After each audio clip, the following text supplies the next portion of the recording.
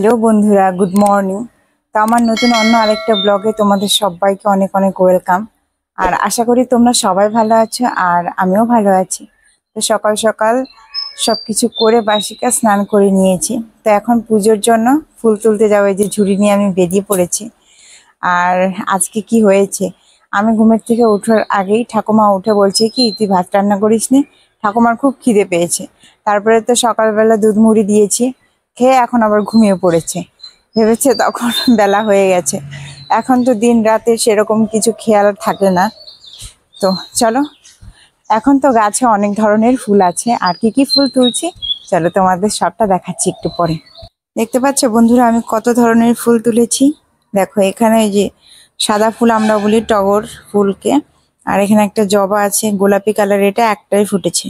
এখানে রয়েছে লাল জবা, আর এখানে পিটুনিয়া ফুল, আর গাঁদা ফুল শুধু একটাই তুলেছি। তো সকালের জন্য এতটুকু ফুলই যথেষ্ট।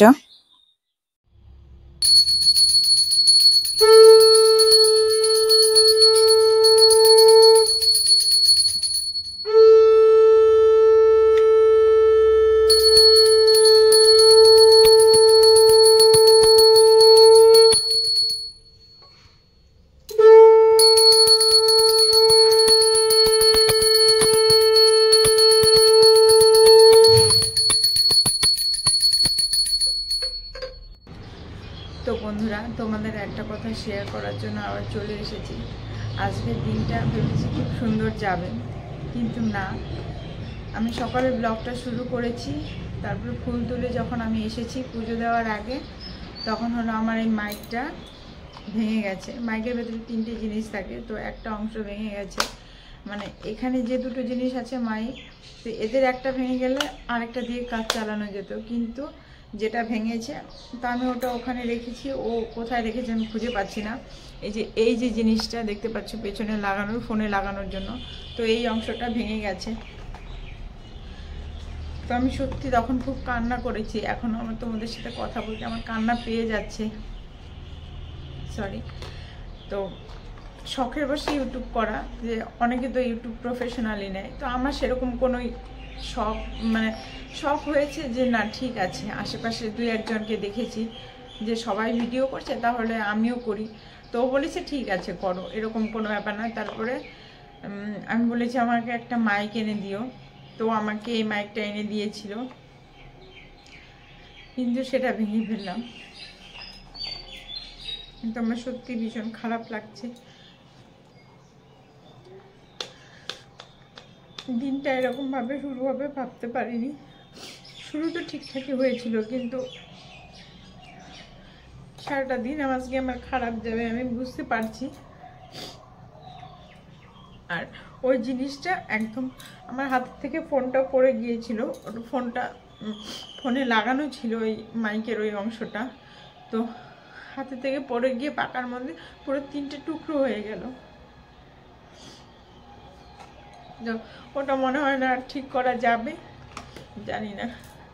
তো এখন তো আর মাইকটা থাকলে ভয়েসটা অনেকটা ক্লিয়ার আসে আর অনেক ভালো শোনা যায়, যদিও সুরটা একটু মোটা শোনা যায় তবুও। তবে কিছু আর করার নেই, বুঝতেই পারছো। এখন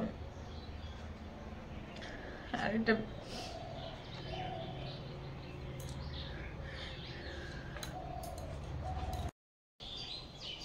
তো আমি যখন ওকে এই মাইকটা এনে দেওয়ার কথা বলেছিলাম, আমি বলেছিলাম নর্মালি একটা, আমি তো আর সেরকম কোনো ভিডিও করছি না, নর্মাল একটা কম দামি মাইক এনে দিও। কিন্তু ও বলেছে আনবেই যখন তাহলে একবারে ভালোটাই আনো। তো এটার 1200 না কত দাম নিয়েছিল এই ছোট্ট একটা মাইকের। আমি বুঝতে পারছি না আমি কী করবো, আমার সত্যি ভীষণ খারাপ লাগছে। সে যাই হোক, দিনটা আজকে এমন বাজেভাবে যাবে আমি বুঝতে পারিনি। তো এখন তো আর কিছু করার নেই, যেটা ভুল হয়ে গেছে হয়ে গেছে।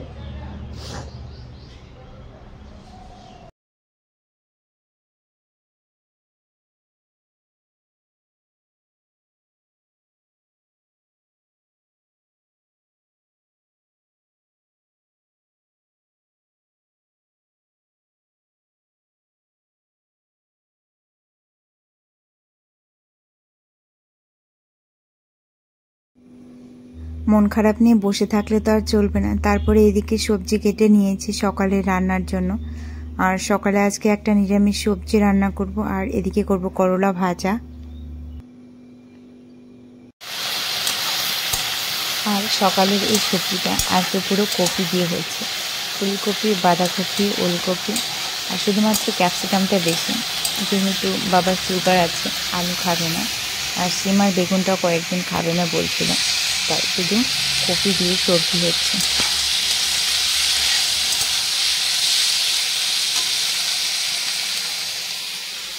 আর এদিকে আমার সকালের রান্না মোটামুটি কমপ্লিট। এখন তরকারিটা নামিয়ে নেব। আর বাবা দেখো আজকে এত সুন্দর বৈরালি মাছ এনেছে নদীর। তো প্রতিদিন এরকম টাটকা মাছ পাওয়া যায় না, তো আজকের মাছগুলো সত্যি বেশ ভালো ছিল। তো দেখো তোমাদের স্টাইলে ট্রানজ্যাকশন ভিডিও নিয়ে চলে এসেছি। আর এই মাছগুলো কাটতে কিন্তু খাটনি আসছে অনেক, যেহেতু ছোট ছোট মাছ। তো কেটে ধুয়ে চকচকা করে রেখেছি, তারপরে বসে পড়েছি ভাত নিয়ে। আর আমার ভাস্তিরাও চলে এসেছে।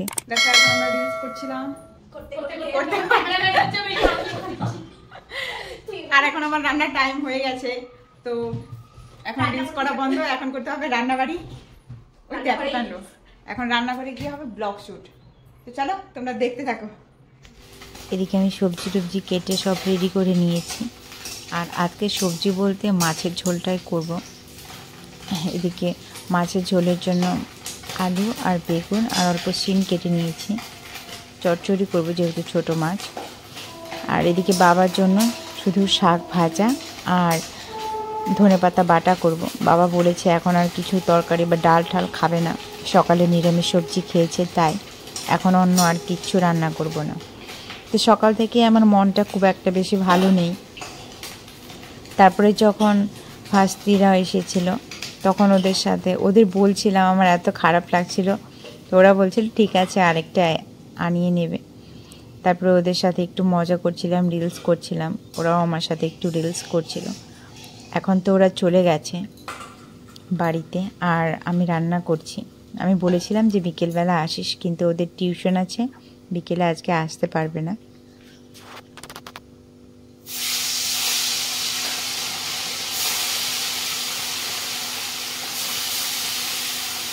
আর মাছ ভাজা করতে গিয়ে কার কার মাছ ভেঙে যায় বলো তো? আমার প্রতিদিন না ভাঙলেও মাঝে মধ্যে এরকম হয়। এখন তো অনেকটা কমেছে, কিন্তু আগে যখন নতুন নতুন রান্না শিখেছি মা বলে দিত যে আগেই মাছ উল্টানো যাবে না, কিন্তু না, আমি তো উল্টে বসে আছি, তারপরে ভেঙে যেত। এখন অনেকটা ঠিক হয়েছে।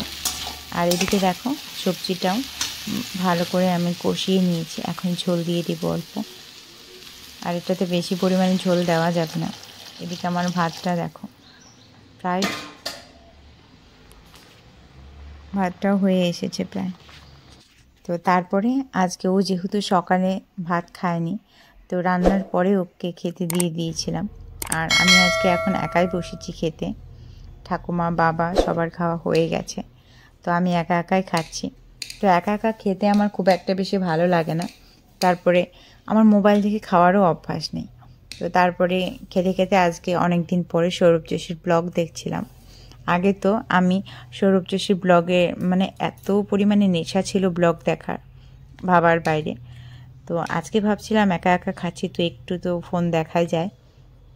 কিন্তু সাধারণত ও ফোন দেখে বা খবর চালিয়ে খাবে, মাও সিরিয়াল দেখে।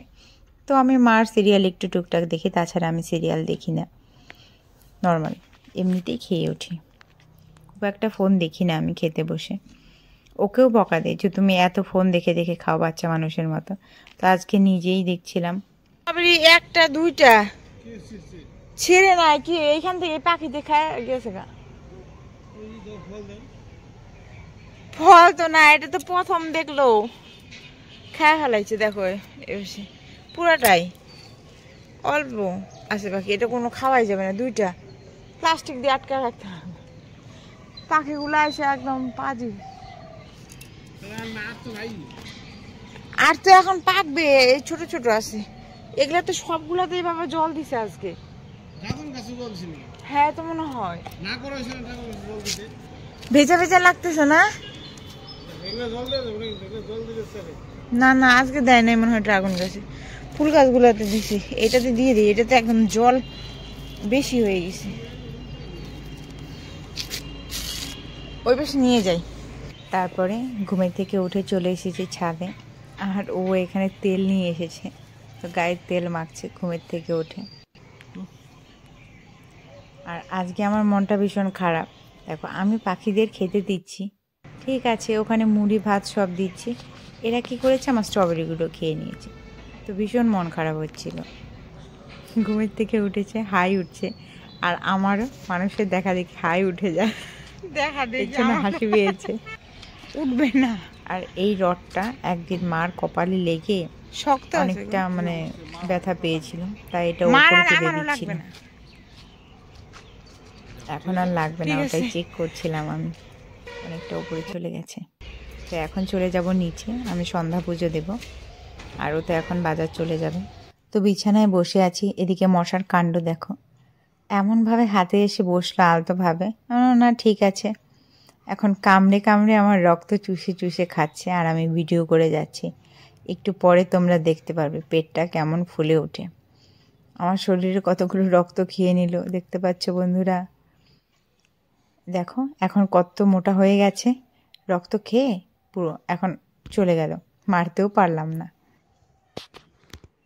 তো সন্ধ্যাবেলা ঠাকুমাকে চা দিয়ে দিয়েছি, আমিও একটু বিস্কুট দিয়ে চা খাবো আজকে ভেবেছি। তারাও তোমাদের আরেকটা জিনিস দেখাচ্ছি, দেখো ঘরের মধ্যে এই যে এই পোকাগুলো এসে 2-3 দিন ধরেই দেখছি, লাইট অন করলে এই পোকাগুলো চলে আসছে কোথা থেকে যেন, আর পুরো ঘর এইভাবে ছড়িয়ে ছিটিয়ে পড়ে থাকবে। তো চাটা খেয়ে নিই, আর এখন তো 6:30 বাজে, আর একটু পরে ওই জেঠুবাড়ি দিদি আসবে আড্ডা দেওয়ার জন্য। তো মা যতদিন থেকে মামা বাড়িতে গেছে, তো দিদি সন্ধ্যাবেলা আসে, যেহেতু আমি একা একা থাকি, আর ঠাকুমা তো ঘুমিয়েই থাকে। চা এই যে এখন চা খাওয়া হয়ে গেল, এখন ঘুমিয়ে পড়বে, আবার পরে একবার উঠবে 8:30-9টার দিকে, তাই দিদি আসে একটু টাইম আড্ডা দিয়ে তারপরে চলে যায়। তারপরে তো আমার রান্নাবান্না বাবা আরও চলেই আসে, তো আমারও সময়টা কেটে যায়, আর কে এখনও আসেনি।